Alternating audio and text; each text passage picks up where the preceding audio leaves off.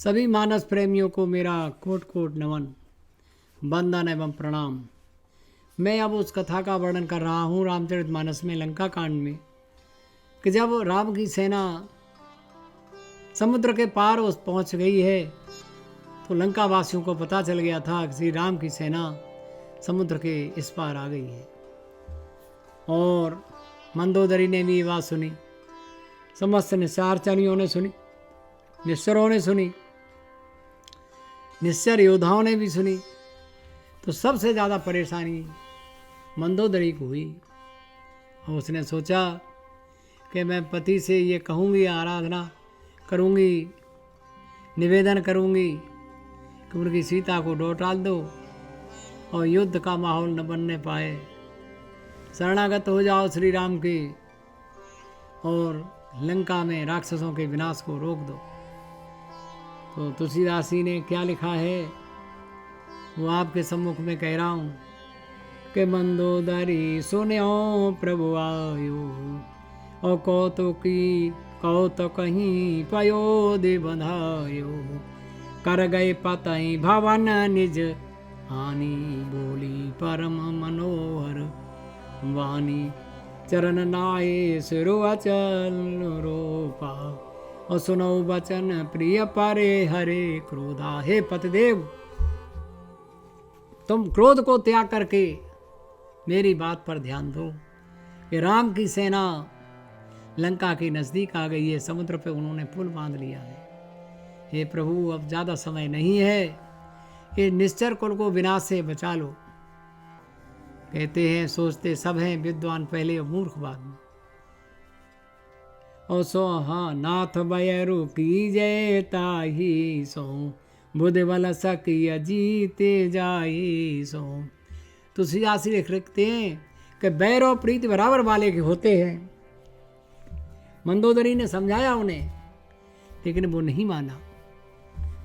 और अति बल मधु कैटव जय मारे, महावीर दिस सुत संहारे, और जेबिल बांधे सहस भुज मारा, सोई अवतरे हरन मह भारा, और तास विरोध न कीजिए नाथा, काल करम जिबुजा के हाथा।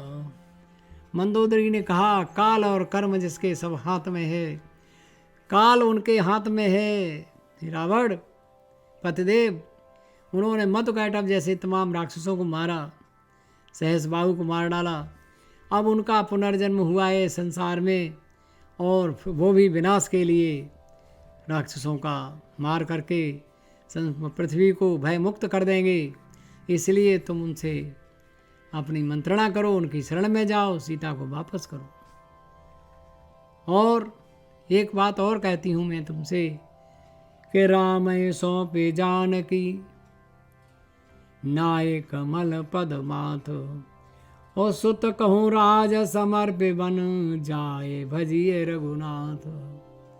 बुढ़ापा हो गया है पतिदेव, अपने बड़े बेटे को राज सौंप दो और वन में जा कर के श्री रघुनाथ जी का भजन करो, बस यही कल्याणकारी रहेगा। और सभी काम व्यर्थ के हैं।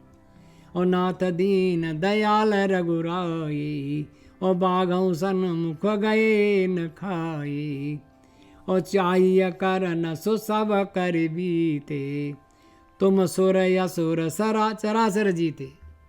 सुर असुर सबको जीत लेंगे वो। और संत कहें असनीत दसानन, चौथे पन जाइए नृप कानन। ये शास्त्रों ने कहा है, संतों ने कहा है, हे रावण चौथा पर शुरू हो गया है।